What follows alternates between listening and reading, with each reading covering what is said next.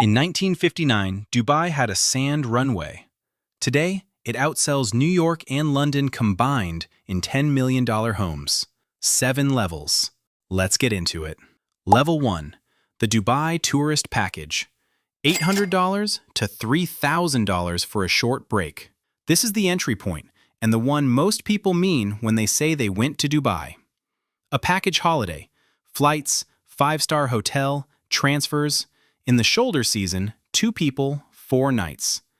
JBR Beach, the Dubai Mall, the Burj Khalifa Observation Deck, a desert safari with dinner. This is Dubai as a product, efficiently assembled and reliably delivered. The hotel will be good. The food is excellent at every price point because Dubai has invested in hospitality at scale for 3 decades and has the density of international restaurants to prove it. The buyer here is not making a statement about their position in the world. They're having an experience that Dubai has designed with considerable precision to impress visitors who have never been before. It works. It is designed to work. That is the product. Level 2. The 5-star Dubai experience. $3,000 to $10,000 per stay. This is where Dubai's hotel infrastructure reveals what it has actually been building. Dubai has more 5-star hotel rooms per capita than almost any city on Earth. The Atlantis The Palm, the Four Seasons DIFC, the Mandarin Oriental Jumeirah, the Address Beach Resort. These are not franchise hotels with a recognizable logo. They are properties that compete internationally for the designation of best in class in their segment, built with the specific intention of making Dubai the argument against every other destination. The buyer here has chosen Dubai deliberately over comparable destinations because they understand that the value-to-spectacle ratio is unlike anywhere else. They are correct. Level 3. The Burj Al Arab and iconic Dubai. $5,000 to $25,000 per stay. This is the building that invented the category. The Burj Al Arab opened in 1999 on its own man-made island off Jumeirah Beach. Architect Tom Wright designed it for W.S. Atkins as a symbol. Specifically, a shape recognizable from any angle, from any distance, that would tell anyone who saw it exactly where they were. The sail form works. 25 years later, it is still the most photographed building in the Middle East. There are no standard rooms.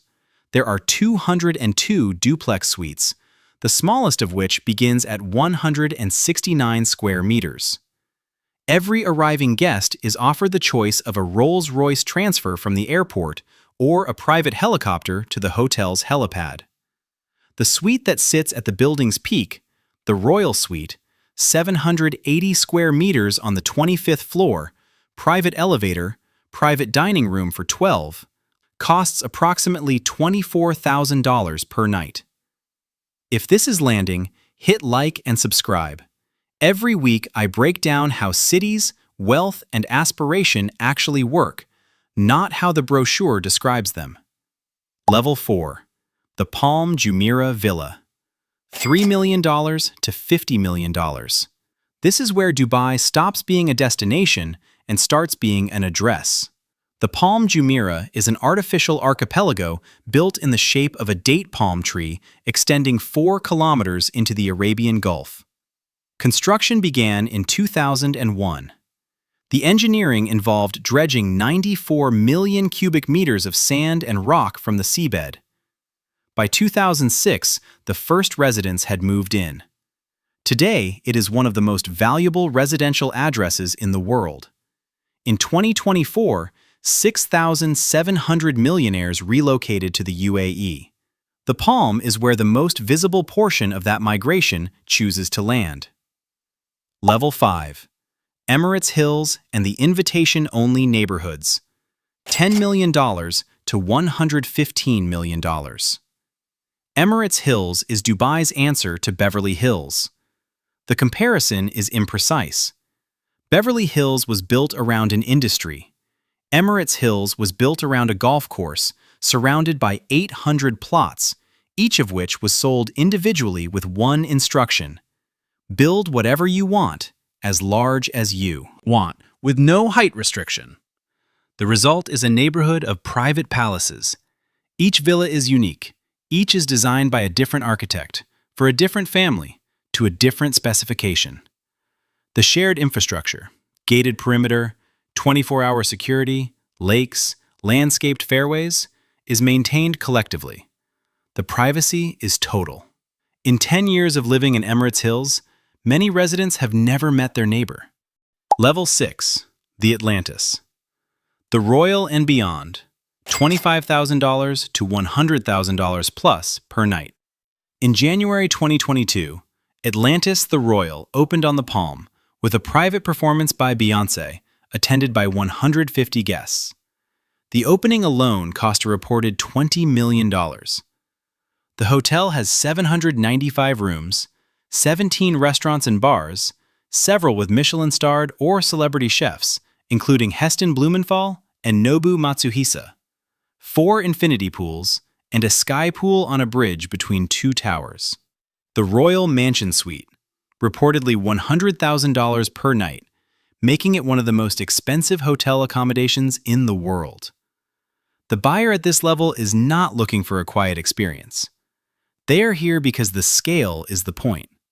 Because 17 restaurants, 4 pools, a private beach, and a suite that costs $100,000 a night represents a version of excess that cannot be found at this density anywhere else on Earth. They know this. It is why they booked. Level 7. Jumeirah Bay Island and the final address. $30 million to $108 million. The last level is a small island connected to the Dubai mainland by a single bridge.